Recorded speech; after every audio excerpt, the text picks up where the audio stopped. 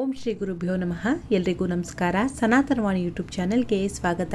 ಇವತ್ತಿನ ವಿಡಿಯೋದಲ್ಲಿ ನಾವು ವಸಂತ ಪಂಚಮಿ ಬಗ್ಗೆ ಮಾಹಿತಿಯನ್ನು ತಿಳ್ಕೊಳ್ಳೋಣ.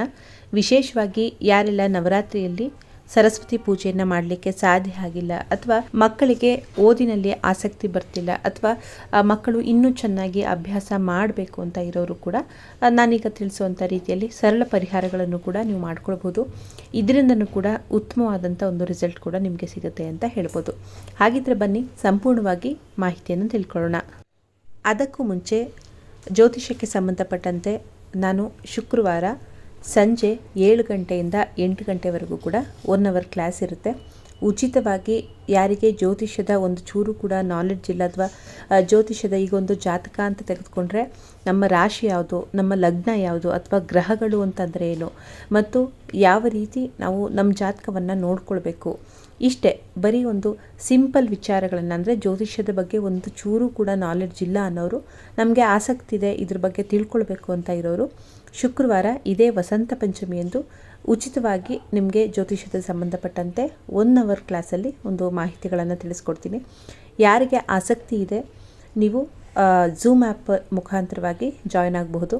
ಹಾಗೆ ಅದಕ್ಕೆ ಸಂಬಂಧಪಟ್ಟಂತೆ ನಿಮಗೇನಾದರೂ ಮಾಹಿತಿ ಬೇಕು ಅಂತ ಇದ್ದರೆ ಈ ಕೆಳಗೆ ಬರ್ತಿರುವಂಥ ನನ್ನ ನಂಬರ್ಗೆ ವಾಟ್ಸಪ್ ಮಾಡಿ ನೀವು ಕೂಡ ಜಾಯ್ನ್ ಆಗಬಹುದು. ಹಾಗೆ ತರಗತಿ ಬಂದು ಉಚಿತವಾಗಿ ಇರುತ್ತೆ, ಮತ್ತು ಇಲ್ಲಿ ತುಂಬಾ ಬೇಸಿಕ್ ವಿಚಾರಗಳು ಕೂಡ ನಮಗೆ ಗೊತ್ತಿಲ್ಲ ಅನ್ನೋರಿಗೆ ಸಹಾಯ ಆಗಲಿ ಅಂತ ಮಾಡ್ತಿರುವಂಥದ್ದು. ಹಾಗೆ ನಮ್ಮಲ್ಲಿ ಜ್ಯೋತಿಷ್ಯಕ್ಕೆ ಸಂಬಂಧಪಟ್ಟಂತೆ ತರಗತಿಗಳು ಕೂಡ ಇರುತ್ತೆ. ಹಾಗಾಗಿ ನೀವು ಗ್ರೂಪ್ನಲ್ಲಿ ಜಾಯ್ನ್ ಆಗೋದಿದ್ರು ಕೂಡ ವಾಟ್ಸಪ್ ಗ್ರೂಪ್ ಇದೆ, ನೀವು ಜಾಯ್ನ್ ಆಗಬಹುದು. ಕೆಲವೊಂದು ಮಾಹಿತಿಗಳನ್ನು ತಿಳಿಸ್ಕೊಡ್ತಾ ಇರ್ತೀನಿ. ಅದಕ್ಕೆ ಸಂಬಂಧಪಟ್ಟಂತೆ ಜ್ಯೋತಿಷ್ಯಕ್ಕೆ ಸಂಬಂಧಪಟ್ಟಂತೆ ಆಸಕ್ತಿ ಇರೋರು ಕೂಡ ನೀವು ತಿಳ್ಕೊಳ್ಬಹುದು. ಈಗ ವಸಂತ ಪಂಚಮಿ ಬಗ್ಗೆ ಮಾಹಿತಿಯನ್ನು ತಿಳ್ಕೊಳ್ಳೋಣ.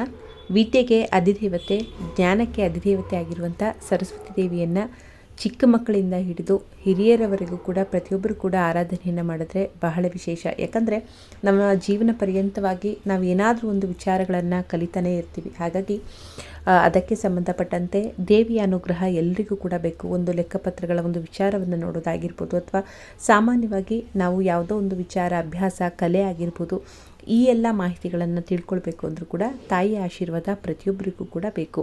ಇನ್ನು ಈಗಾಗಲೇ ನವರಾತ್ರಿಯಲ್ಲಿ ಯಾರು ಸರಸ್ವತಿ ದೇವಿಯ ಆರಾಧನೆಯನ್ನು ಮಾಡ್ಕೊಂಡಿರ್ತೀರ, ಅಥವಾ ಯಾರು ಅವತ್ತಿನ ದಿನ ಮಾಡಲಿಕ್ಕೆ ಸಾಧ್ಯ ಆಗಿಲ್ಲ ಅನ್ನೋರು ಈ ಒಂದು ವಸಂತ ಪಂಚಮಿ ದಿನ ಕೂಡ ಆಚರಣೆಯನ್ನು ಮಾಡ್ಕೊಳ್ಬೋದು.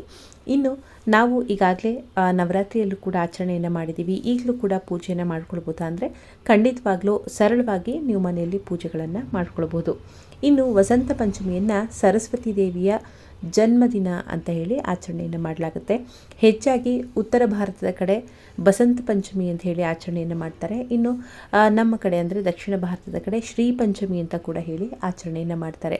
ಹಾಗಾಗಿ ಎರಡೂ ಕೂಡ ಸರಸ್ವತಿ ದೇವಿಗೆ ಮುಡಿಪಾಗಿಟ್ಟು ಒಂದು ಆರಾಧನೆಯನ್ನು ಮಾಡೋದ್ರಿಂದ ಪ್ರತಿಯೊಬ್ಬರು ಕೂಡ ಆಚರಣೆಯನ್ನು ಮಾಡ್ಕೊಳ್ಬೋದು. ಹಾಗಿದ್ರೆ ಯಾವ ರೀತಿ ಆಚರಣೆಯನ್ನು ಮಾಡ್ಕೊಳ್ಳೋದು ಅಂತ ತಿಳ್ಕೊಳ್ಳೋಣ. ಮೊದಲನೇದಾಗಿ ಮನೆಯಲ್ಲಿ ಒಂದು ಸಂಕಲ್ಪವನ್ನು ಮಾಡಬೇಕು. ಯಾಕಂದರೆ ಯಾವುದೇ ಪೂಜಾ ಕಾರ್ಯಗಳನ್ನು ಮಾಡೋಕ್ಕೂ ಕೂಡ ಯಾವ ಒಂದು ಉದ್ದೇಶಕ್ಕೆ ನಾವು ಪೂಜೆ ಕಾರ್ಯಗಳನ್ನು ಮಾಡ್ಕೊಳ್ತಿದ್ದೀವಿ, ಯಾವ ಒಂದು ಉದ್ದೇಶಕ್ಕಾಗಿ ಆಚರಣೆಯನ್ನು ಮಾಡ್ತಿದ್ದೀವಿ, ಅದು ಬಹಳ ಮುಖ್ಯ ಆಗುತ್ತೆ. ಹಾಗಾಗಿ ಎಲ್ಲರೂ ಕೂಡ 23ನೇ ತಾರೀಕು ಶುಕ್ರವಾರ ನಾವು ವಸಂತ ಪಂಚಮಿ ಆಚರಣೆಯನ್ನು ಮಾಡ್ತಿರೋದ್ರಿಂದ ಅವತ್ತಿನ ದಿನ ಬೆಳಗ್ಗೆ ಕುಲದೇವರ ಆಶೀರ್ವಾದ, ಹಾಗೆ ಗಣಪತಿಗೆ ಪ್ರಾರ್ಥನೆಯನ್ನು ಮಾಡಿಕೊಂಡು ಮನೆಯಲ್ಲಿ ಸಂಕಲ್ಪವನ್ನು ಮಾಡಿ ಸರಸ್ವತಿ ದೇವಿಯ ಪೂಜೆಯನ್ನು ಮಾಡ್ಕೊಳ್ಬಹುದು. ಮನೆಯಲ್ಲಿ ಸರಸ್ವತಿ ದೇವಿಯ ಫೋಟೋ ಇದ್ದರೆ ಫೋಟೋನ ಇಟ್ಟು ಪೂಜೆಯನ್ನು ಮಾಡಬಹುದು, ಅಥವಾ ಪುಸ್ತಕ ರೂಪದಲ್ಲೂ ಕೂಡ ನೀವು ಮಕ್ಕಳ ಪುಸ್ತಕವನ್ನು ಕೂಡ ಇಟ್ಟು ಪೂಜೆಯನ್ನು ಮಾಡಬಹುದು, ಅಥವಾ ನಾವು ದಿನನಿತ್ಯವಾಗಿ ಸ್ತೋತ್ರ, ಒಂದು ಮಂತ್ರ ಜಪಗಳನ್ನು ಮಾಡುವಂಥ ಪುಸ್ತಕಗಳಿದ್ದರೆ ಅದನ್ನು ಕೂಡ ಇಟ್ಟು ಪೂಜೆಯನ್ನು ಮಾಡಬಹುದು. ಮೊದಲಿಗೆ ಬರುವಂಥದ್ದು ಸಂಕಲ್ಪ. ನೀವು ಅವತ್ತಿನ ದಿನ ನಿಮ್ಮ ಹೆಸರು, ಹಾಗೆ ನಿಮ್ಮ ನಕ್ಷತ್ರ ಗೊತ್ತಿದ್ದರೆ ನಕ್ಷತ್ರವನ್ನು ಹೇಳ್ಕೊಳ್ಳಿ. ಹಾಗೆ ರಾಶಿ, ನಕ್ಷತ್ರ ಎಲ್ಲವೂ ಕೂಡ ಗೊತ್ತಿದ್ದರೆ ನಿಮ್ಮ ಹೆಸರು, ರಾಶಿ, ನಕ್ಷತ್ರವನ್ನು ಹೇಳಿಕೊಂಡು ಯಾವ ಒಂದು ಉದ್ದೇಶಕ್ಕಾಗಿ ಮಾಡ್ತಿದ್ದೀರಾ ಅದು ನಮಗೆ ಬಹಳ ಮುಖ್ಯ ಆಗುತ್ತೆ. ಹಾಗಾಗಿ ಕೈಯಲ್ಲಿ ಹೂವು, ಅಕ್ಷತೆಯನ್ನು ಹಿಡಿದುಕೊಂಡು ಯಾವ ಒಂದು ವಿಚಾರಕ್ಕಾಗಿ ಮಾಡ್ತಿದ್ದೀರಾ ಅದನ್ನು ನೀವು ಸರಸ್ವತಿ ದೇವಿಯ ಬಳಿ ಹೇಳ್ಕೊಳ್ಬೇಕು.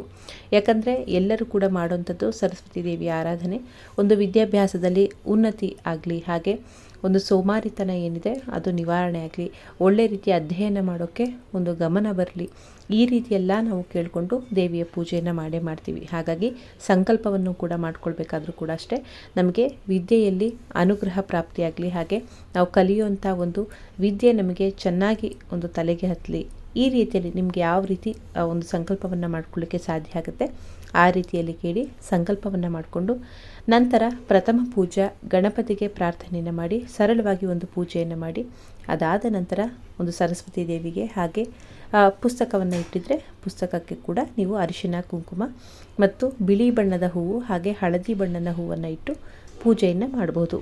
ಇನ್ನು ದೇವಿಗೆ ಧೂಪ ದೀಪವನ್ನು ಮಾಡಿ ನೈವೇದ್ಯವಾಗಿ ಸಿಹಿ ಹಾಲಿನಲ್ಲಿ ಮಾಡಿದಂಥ ಪಾಯಸವನ್ನು ನೈವೇದ್ಯವನ್ನು ಮಾಡಿ ನೀವು ದೇವಿಗೆ ಮಂಗಳಾರತಿಯನ್ನು ಮಾಡಿ ಮಕ್ಕಳಿಗೂ ಕೂಡ ಸರಸ್ವತಿ ಮಂತ್ರ ಹಾಗೆ ಸ್ತೋತ್ರವನ್ನು ಅವತ್ತಿನ ದಿನ ಹೇಳಿಸ್ಬೋದು. ಇನ್ನು ಯಾರು ಹೊಸದಾಗಿ ಅಕ್ಷರಾಭ್ಯಾಸವನ್ನು ಮಾಡಿಸ್ಬೇಕು ಅನ್ನೋರಿದ್ರೂ ಕೂಡ ಮೊದಲೇ ವ್ಯವಸ್ಥೆಯನ್ನು ಮಾಡಿಕೊಂಡು ನೀವು ಪುರೋಹಿತರ ಬಳಿ ಆಗಲಿ ಅಥವಾ ನಿಮಗೆ ಗೊತ್ತಿರುವಂಥ ದೇವಸ್ಥಾನದ ಬಳಿ ಒಂದು ಗಣಪತಿ ಒಂದು ದೇವಸ್ಥಾನ ಇದ್ದರೆ ಅಥವಾ ದೇವಿ ದೇವಸ್ಥಾನ ಯಾವುದಿದ್ರೂ ಕೂಡ ಅಲ್ಲಿ ಸರಸ್ವತಿ ದೇವಿಯನ್ನು ಇಟ್ಟಿರ್ತಾರೆ. ಹಾಗಾಗಿ ಅಲ್ಲಿ ಹೋಗಿ ಒಂದು ಪ್ರಾರ್ಥನೆಯನ್ನು ಮಾಡಿಕೊಂಡು ಅವ್ರ ಬಳಿ ಕೇಳಿಕೊಂಡು ಮುಂಚೆನೇ ಸಿದ್ಧತೆಗಾಗಿ ಅಕ್ಕಿ ಹಾಗೆ ಪಂಚಫಲ ತಾಂಬೂಲ ದಕ್ಷಿಣೆ ಮತ್ತು ಮಕ್ಕಳಿಗೆ ಅಕ್ಷರಾಭ್ಯಾಸ ಮಾಡಿಸ್ಲಿಕ್ಕೆ ಅರಿಶಿನದ ಕೊಂಬು, ಹೀಗೆ ಅವ್ರು ಹೇಳುವಂಥ ಕೆಲವೊಂದು ವಸ್ತುಗಳನ್ನು ಸಿದ್ಧತೆಯನ್ನು ಮಾಡಿಕೊಂಡು ಅವತ್ತಿನ ದಿನ ಹೋಗಿ ನೀವು ಅಕ್ಷರಾಭ್ಯಾಸವನ್ನು ಕೂಡ ಮಾಡಿಸ್ಬೋದು.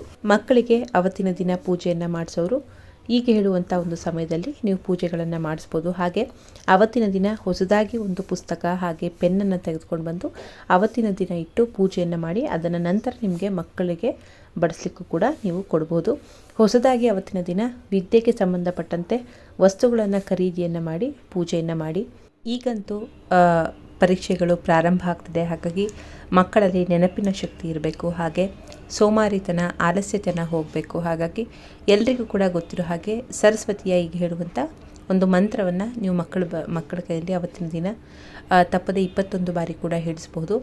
ಹಾಗೆ ಇನ್ನೂ ಹೆಚ್ಚಾಗಿ ಹೇಳ್ತೀವಿ ಅಂದರೆ 108 ಬಾರಿ ಕೂಡ ಹೇಳಿಸ್ಬೋದು. ಆದರೆ ಪ್ರತಿದಿನ ಇದನ್ನು ಮಕ್ಕಳ ಹತ್ರ 11 ಬಾರಿ ಅಥವಾ 21 ಬಾರಿ ಈ ಮಂತ್ರವನ್ನು ಹೇಳಿಸ್ತಾ ಬರೋದ್ರಿಂದ ಕೂಡ ಮಕ್ಕಳಲ್ಲಿ ಅಜಾಡ್ಯತೆ ಅಂದರೆ ಸೋಮಾರಿತನ ಹೋಗಲಿಕ್ಕೆ ಅನುಕೂಲ ಆಗುತ್ತೆ.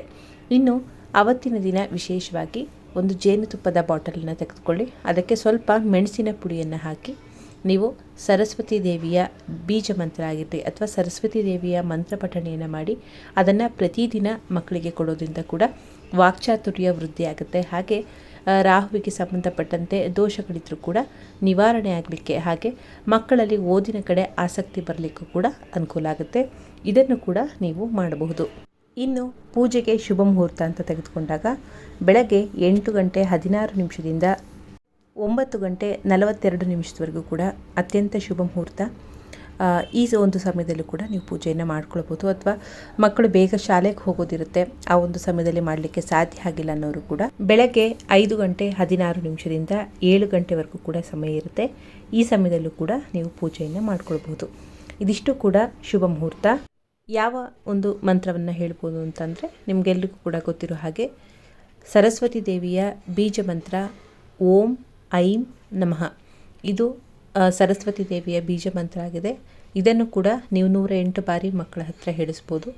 ಅಥವಾ ಸರಸ್ವತಿ ನಮಸ್ತುಭ್ಯಂ ವರದೆ ಕಾಮರೂಪಿಣಿ ವಿದ್ಯಾರಂಭಂ ಕರಿಷ್ಯಾಮಿ ಸಿದ್ಧಿರ್ಭವತು ಮೇ ಸದಾ. ಈ ಒಂದು ಸರಸ್ವತಿ ಶ್ಲೋಕವನ್ನು ಕೂಡ ನೀವು ಮಕ್ಕಳ ಹತ್ರ ಹೇಳಿಸ್ಬೋದು.